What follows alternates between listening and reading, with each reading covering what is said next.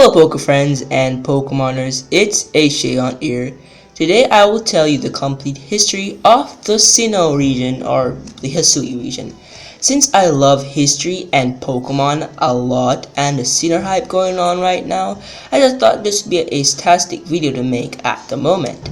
If you're part of the Sinnoh family or you enjoy this video, please comment, and while you're down there, it'd be fantastic to subscribe and like for more videos that are similar to history of certain regions, and like if you haven't. And let's dive right into today's video. In a void of nothing in time and space, there begot an egg. This egg made the first life, Arceus, who hatched from this egg. Arceus then created Dialga, Palkia, and Giratina, the creation trio. These Pokemon were given special powers and abilities to control time, space, and antimatter respectively.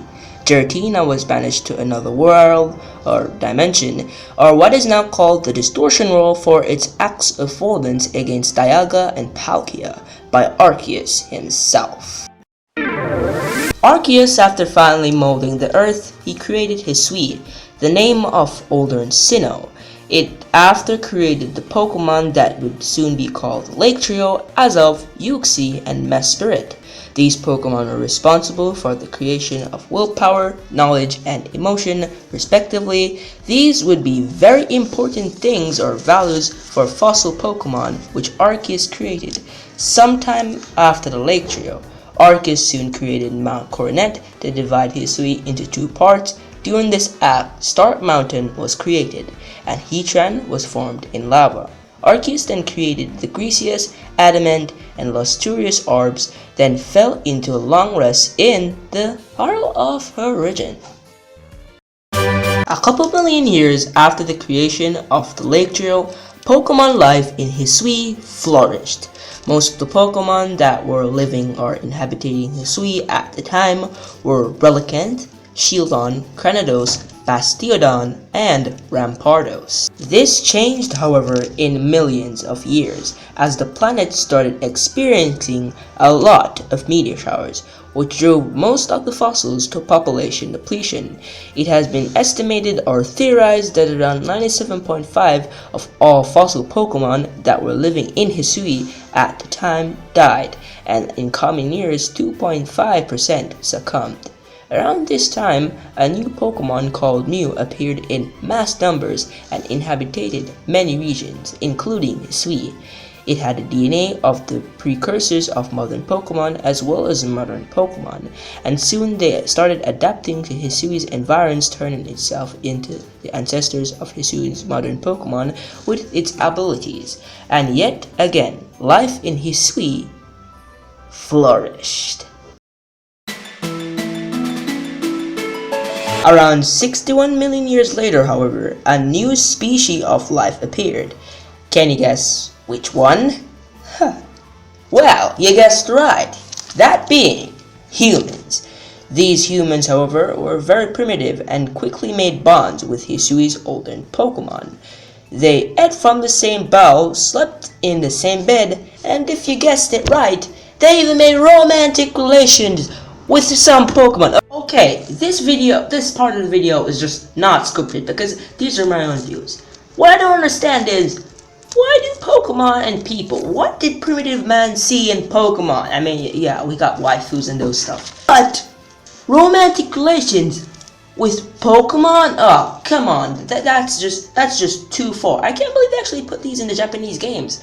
I mean, Pokemon games, you know, in Japan have been very rare and weird. There are some things that, you know, they get that we don't.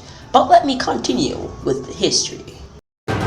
The very close relationship between Pokemon and humans did not last decades, centuries, or thousands of years, or days and weeks, but millions of years.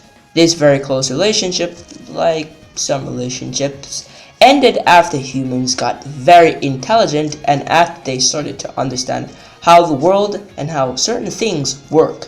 Humans started to live in villages and civilized many areas, while Pokemon continued to live in the wild. People caught and placed some Pokemon in pens. These Pokemon were used to to help with chores or work, or to be livestock. Though this separation, Pokemon and humans helped each other. Pokemon were always ready to help Pokemon in Sinnoh, and so this is why Pokemon appear to humans if they enter tall grass. Lots of events took place that showed people and Pokemon collaboration, such as the story of Floroma Town. It is said that Floroma Town was so barren that nothing sprouted atop its hill, but a Pokemon named Shaming, who is the gratitude Pokemon, just came about and in a whisk of a finger made the town instantly bloom flowers. Pokemon and humans lived very slow and well-lived lives at this time in Hisui's history, and so humans needed something to spice up their life, something to live for, and so they started religion. It worked as a trilogy, or a polytheism. Arceus was the supreme god who made everything. Dialga and Palkia were the maintainers of time and space, respectively, since Arceus was in a long sleep. Although Giratina was banished to the Distortion World, he still has the power to control antimatter. He is referenced to be something like the devil or the archenemy of Arceus, and he is still referenced to be in the creation trio, so I guess he's a good guy and a bad guy at the same time, but they say Pokemon are never evil, so let's just go with that. Fast forwarding thousands of years after the creation of the Hisuian religion, Tojojin, early Kanto and Johto people, and the Hoenese started inhabiting Hisui and started trading between Hisuian people.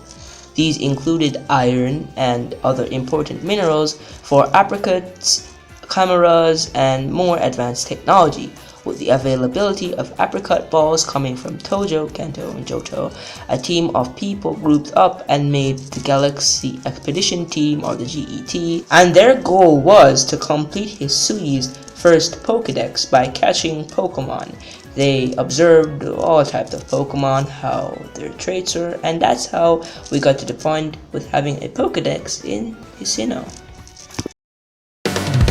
The Galaxy Expedition Team is a very important group that played a very important role in older Sinnoh's history. Not only did they complete Hisui's first Pokédex, but they helped to solve a problem that was unfolding at the time. The team of these extraordinary people are as follows: Commander Kamado, Captain Silene, Professor Laventon, and the two-eyed Akari and Rei. 30 years after the GET, Hisui went under many changes. It started to make major cities and towns, it made reservation to have its own Pokemon League, and its name also changed from Hisui to Sinnoh. Sinnoh also started to mine in mass and used renewable energy, mostly wind energy. This was a great time in Sinnoh's history also because it started to look like the Sinnoh of present day. It was called Sinnoh's Revolution. Don and Barry of Twin Leaf Town set out on a journey to challenge the Pokemon League of Sinnoh and collect the gym badges. On the way, they meet Team Galactic, who goes around Sinnoh to gather energy, steal Pokemon, and their leader, Cyrus, to remake the universe with the power of Dialga, Palkia, and Giratina. However, they foil Team Galactic's endeavors, and Dawn goes on to become the champion of Sinnoh. Dawn, the champion of Sinnoh, is contacted by her friend Barry. They both board a ship to go to the battle zone, where the battle park is located. While Dawn explores the battle zone, she also finds Star Mountain, where she finds and captures Heatran. Dawn soon forms an alliance with Looker, an international police agent, to stop Sharon, who wants to regroup Team Galactic to steal Heatran to aid in an eruption of Stark Mountain. However, Sharon's plans were not successful, and Dawn as well as Looker put an end to Team Galactic once and for all. And with all that, we finally reached present day.